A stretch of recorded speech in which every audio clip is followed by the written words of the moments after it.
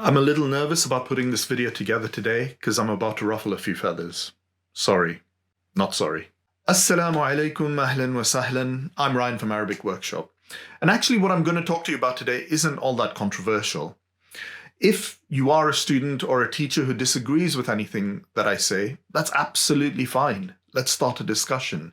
We're all trying to get to the same end. I'd like to take you back to when you first started learning Arabic. You may remember being told that Arabic is made up of three things: grammar or nahu, morphology or sarf, and vocabulary, mufradat. And those things were given that order of importance. And so you began your quest to learn Arabic on this linear path on which you were promised that if you worked hard at this tough thing called grammar, you were going to build a strong skeleton on which you could then mount all your vocabulary and build up your fluency in Arabic. You were given vocabulary lists, you were given drills, you were given exercises, and you may have even had some role play. After a few weeks, you notice that your class size is getting smaller and smaller. Motivation is the key, you were told, and you were one of the disciplined ones. Then success. The chosen few are mounted on pedestals, for they are the ones who are motivated enough, persisted diligently, and have arrived at their ivory towers. In the meanwhile, the demoralized, the ones who fell off the bandwagon, for them are the outpourings on social media, the expressions of frustration, only to be forgotten in time. Brothers, sisters, we hear you, we've got you. So what I've described to you, even though it's a caricature and a bit of an exaggeration, is a method of learning and teaching that's been popularized in the last few decades and incorrectly has been labeled as the traditional way. Explicitly learning and teaching grammar, word lists, flashcards, drills, tests. It's a popular way of learning because you can isolate concepts, you can simplify things a lot, and you can test for them individually. Authentic input, so language that is authentically spoken, may be seen as a bit too difficult, and so you need to kind of approach things in a graded way. And I get that. The main problem I have with this approach is that it only tests for accuracy. There isn't a way of us building fluency if we take this approach. Implicit acquisition, on the other hand, fits in with the reasons that you took up Arabic. It's about comprehension of what you're listening to and what you're reading, and then processing that and then producing natural, fluent speech. That's our goal. That's our aim. The vast majority of us don't want to become academics. And so when we talk about implicit acquisition, there are two concepts that we really need to keep in mind. The first is that highly fashionable word you're hearing a lot more of these days: comprehensible input. Comprehensible input is all about listening and reading and understanding messages. So the idea is that you're reading and listening to things that you understand in most part, with a few new words or phrases, something small that will allow you to build up in a stepwise fashion. The idea with comprehensible input is that you do have a little bit of noise. Noise meaning bits that you don't understand, but you have to get the general message or the gist of the story. The second thing to think about is that when we acquire a new word, we need to come across that word many times, so-called incidents. By listening to and reading a lot, you're going to come across words again and again. And you're going to come across them in an authentic way, and you're going to come across them in different contexts. They're going to be associated with different other words, and that allows you to naturally process and eventually acquire this word. The test of your acquisition in the end is whether you can then produce that word naturally in speech. And this is the thing that eludes us, most of us, when learning Arabic. It's that internalized language that we can produce naturally.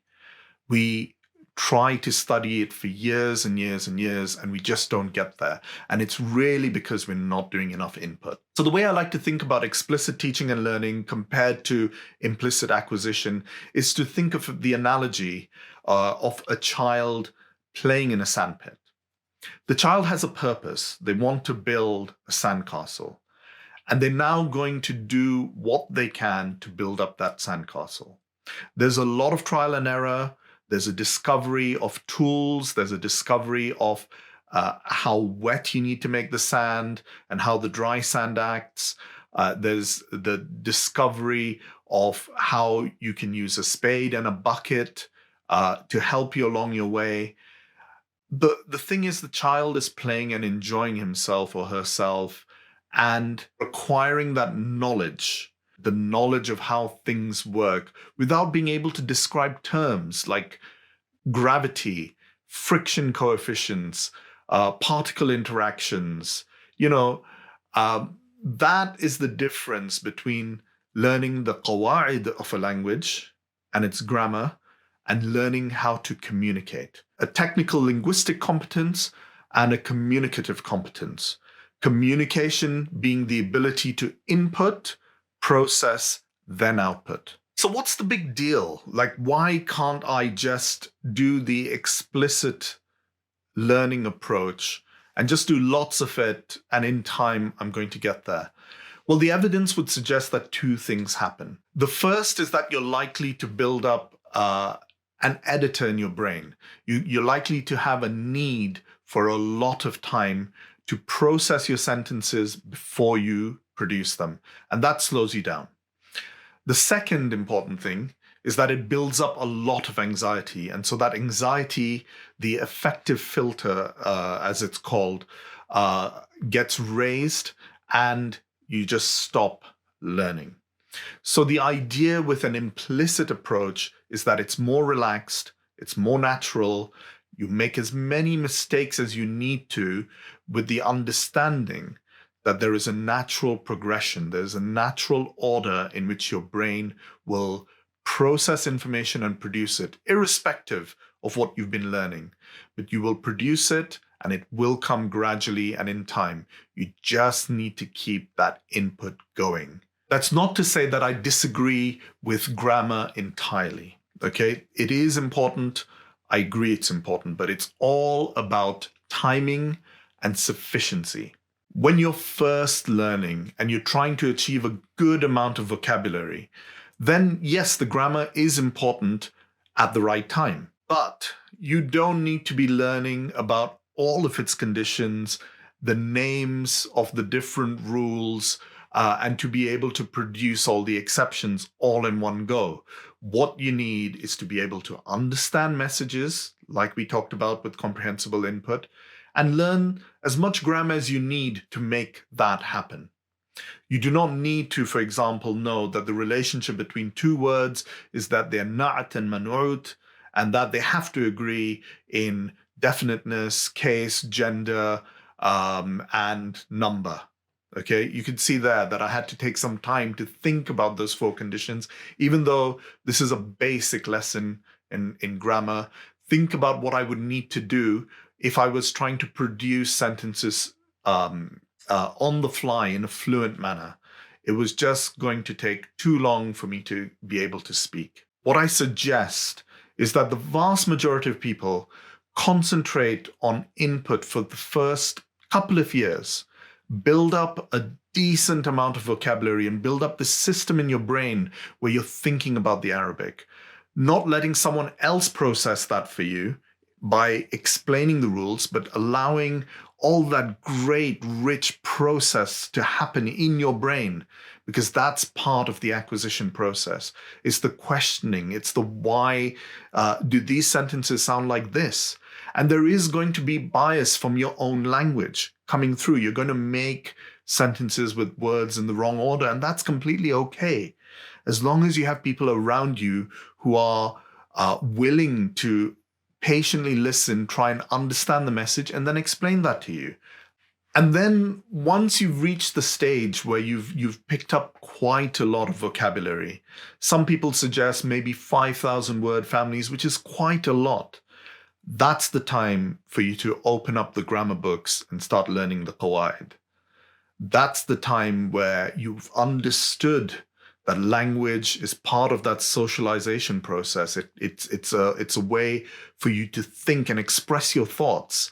And right now, I'm going to use the grammar to tweak my Arabic to get it sounding great. Remember, the reason we're learning Arabic is to have joy in what we're doing, joy in what we're reading, and joy in what we're listening to, and joy in speaking to other people in their native tongue, to share the values that they have, to have a better understanding of culture, to express ideas, all of these things which should be primary.